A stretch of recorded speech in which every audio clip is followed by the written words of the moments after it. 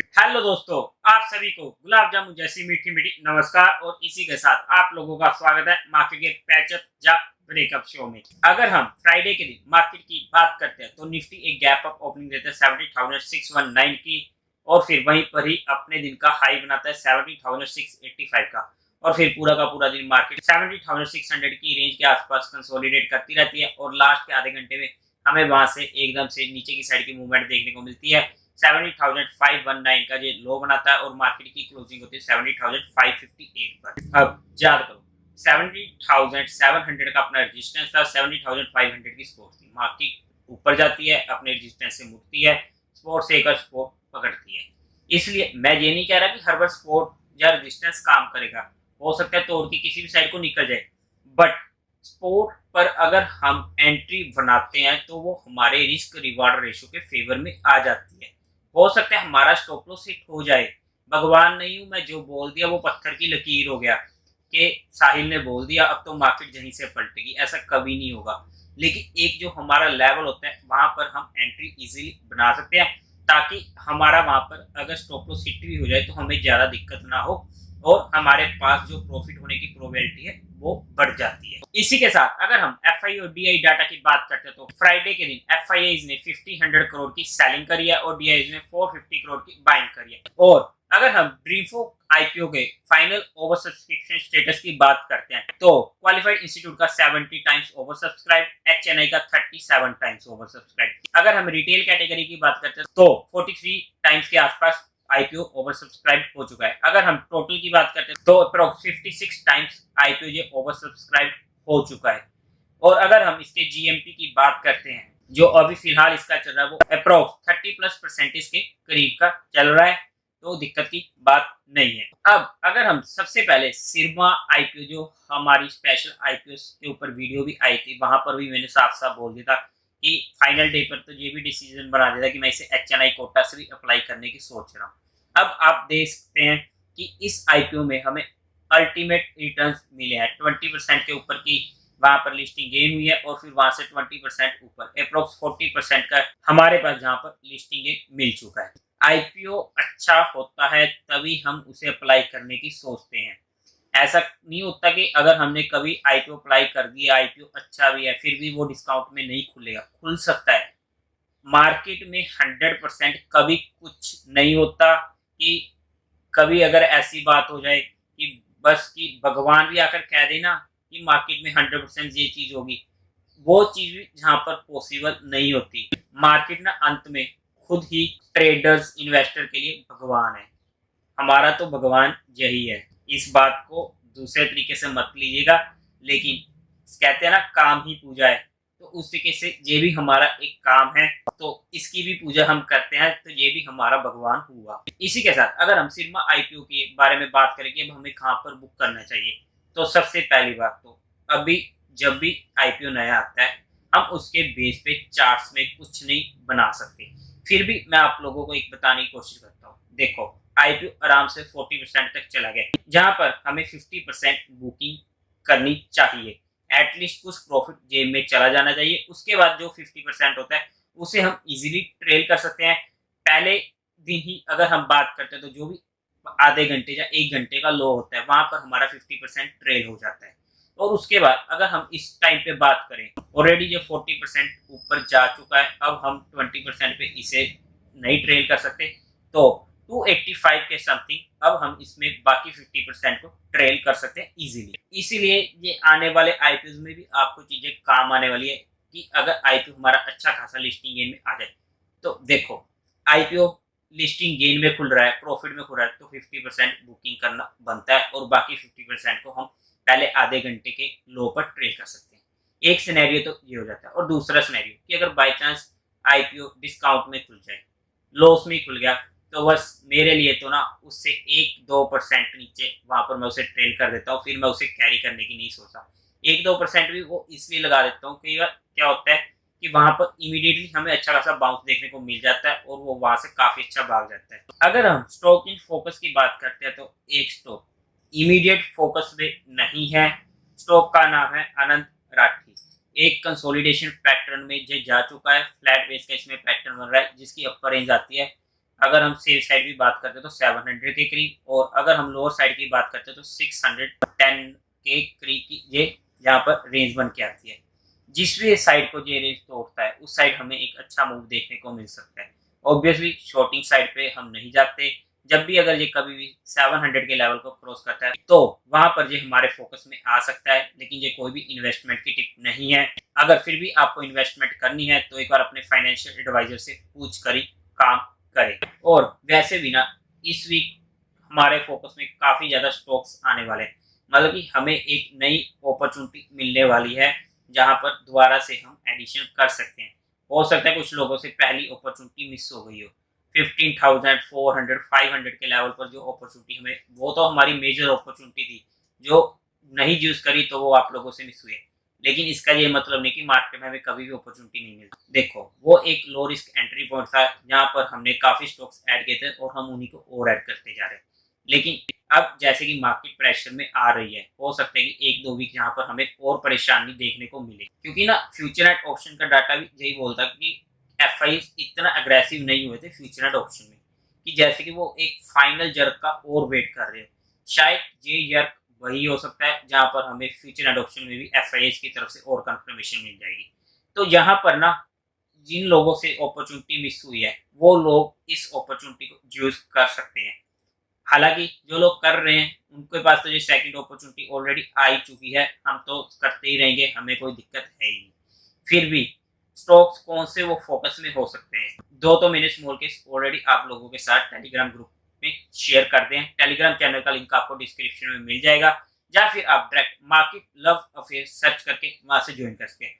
और उनके अलावा और जो भी स्टॉक्स होंगे वो भी आप लोगों के साथ डिस्कस करने की कोशिश करूंगा, और कुछ स्टॉक्स को मैं ऑलरेडी लेवल्स के साथ बता दूंगा जहां पर हमारी उन पर रडार रह सकती है, और वो सिर्फ एजुकेशन और लर्निंग प्रोस्पेक्टिव के लिए होता है, वहां पर भी कोई इन्वेस्टमेंट की टिप नहीं होती है। इसीलिए एक बार इन्वेस्टमेंट करने से पहले अपने फाइनेंशियल एडवाइजर से कंफर्म करना जरूरी हो जाता है।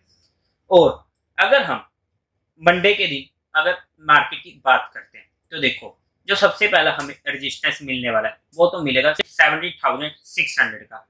अगर हम मेजर सपोर्ट की बात करते हैं तो इमीडिएट जो सपोर्ट अब हमें मिलने वाले 70,200 पर ही मिलने वाली है।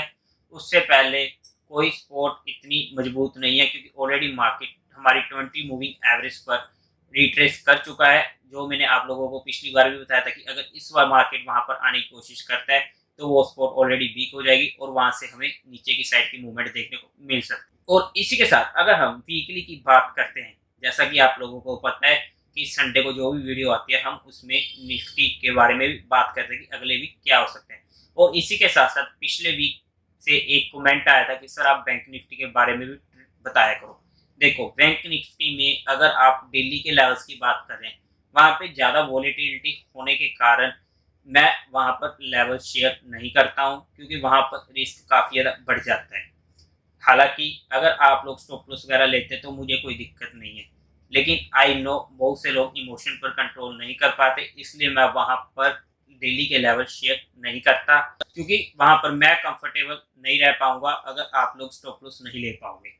सिर्फ इसी वजह से मैं वहां पर बैंक निफ्टी के लेवल्स डेली वाले नहीं शेयर करता। लेकिन हाँ, पिछले वीक से मैंने उसको वीकली रिव्यू भी ऐड करना शुरू कर दिया है, जहां पर जैसे कि अब निफ्टी के बारे में बात करेंगे वैसे ही बैंक निफ्टी के बारे में बात करेंगे। अब अगर हम चार्ट की तरफ चलते हैं तो वहां पर अगर हम निफ्टी की अगर सबसे पहले बात करते हैं तो देखो, जैसा कि हमारी बात हुई कि 17,200 के पास हमें फर्स्ट सपोर्ट मिलने वाला है, जो ये लेवल इजीली हमें मिल भी जाएगा, कोई दिक्कत नहीं लग रही इस लेवल में। और वैसे भी ना, अगर हम जो ये फेड की कमेंट्री आई थी इस फ्राइडे नाइट को, तो वहां पर जो कमेंट्री आई थी उसके बाद जो हमें वहां पर प्रेशर देखा है, चाहे वो यूएस मार्केट हो या फिर ओवरऑल मार्केट की बात करते हैं, और अगर हम किसी भी मार्केट को उठा लो, चाहे आप क्रिप्टो को भी क्यों ना उठा लो, हर जगह हमें प्रेशर दिख रहा है। सिंपल सा उनका एक फंडा रहा था बोलने का कि सर जब तक हमारे पास महंगाई कंट्रोल में नहीं आएगी हम रेट्स को और भी बढ़ा सकते हैं। और रेट्स को और ज्यादा बढ़ाने वाली बात मार्केट को एक बार फिर से हजम नहीं हुई थी, तो इसकी वजह से हमें वहां पर प्रेशर देखने को मिला। ऑब्वियसली अगर वहां दिखा है तो इसका effect all over the market पड़ेगा ही, चाहे फिर वो इंडियन मार्केट ही क्यों ना। अब जैसा कि एसजीएक्स निफ्टी भी गैप डाउन दिखा रहा है, but irrespective of SGX Nifty अगर हम डायरेक्ट चार्ट पर बात करने की कोशिश करते हैं तो देखो, सबसे पहला तो जो स्पोर्ट है 70,200 का है, जहाँ पर हमें मार्केट इजीली मिल भी सकती है, जो नॉर्मल स्पोर्ट रहने वाला है। और इसके बाद ना अगर मार्केट और रिट्रेस करने की कोशिश करता है तो जो हमारा एक फाइनल लेवल होता है कि अगर मार्केट जहां तक आती है तो कोई टेंशन लेने की बात नहीं है, वो हो जाता है 16,600 से 700 का।